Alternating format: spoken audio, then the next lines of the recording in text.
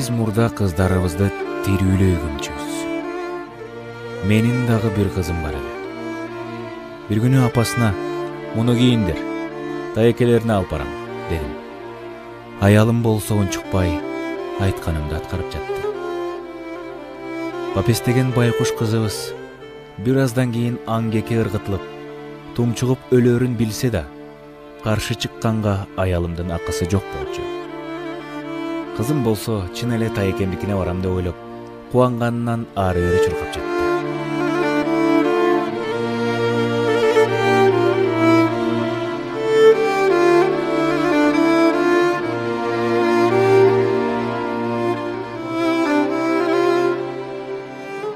Атаке, каяка баратабыз? Сага топурактан үй жасайбыз, кызым. Биздин үйүбүз бар да, атаке. Бул жер болсо бир гана сенин үйүң болот.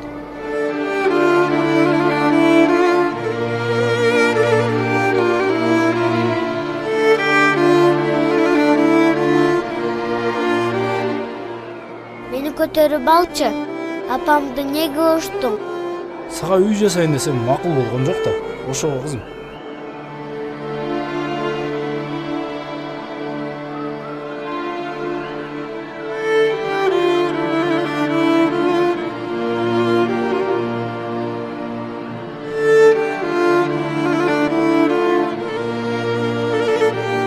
Ата, сен мени жакшы көрөсүң, Жакшы көрбөй койчу элем.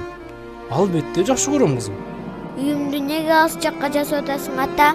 Оюн ойноп атабыз, кызым. Ата, сен мени жакшы көрөсүң, Жакшы көрбөй койчу элем. Албетте жакшы көрөм, кызым. Үйүмдү неге алыс жакка жасап атасың, ата? Оюн ойноп атабыз, кызым.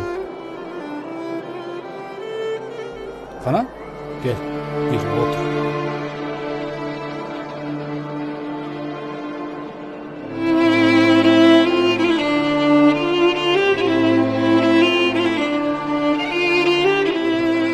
Аябай муздак экен.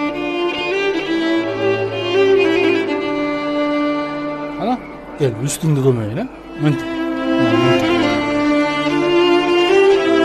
Коркуп атам, колуңду берчи. Коркпо, кызым. Ата, мени өлтүрөсүңбү? Эмнеге? Коркуп атам, колуңду берчи дагы. Оюн бул, кызым. Оюн, коркпо.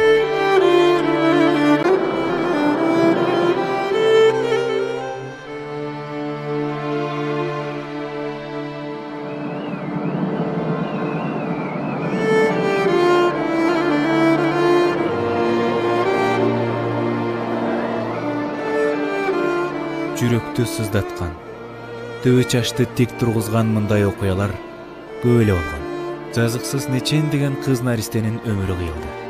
Мына, адамзаттын пайгамбарыбыз келгенге чейинки доору ушундай эле. Бул мукаачылыкты Алла Таала ыйык Куранда кайсы күнөөсү үчүн өлтүрүлөт деп айыптап сураган. Мээрим пайгамбары адамзатты мындай коркунучтуу саздан куткарып, асылзат аялдын, эненин, наристе кыздын өмүрү кол тийгиз экендигин Алланын буйругу менен адамзатка жарыя кылды.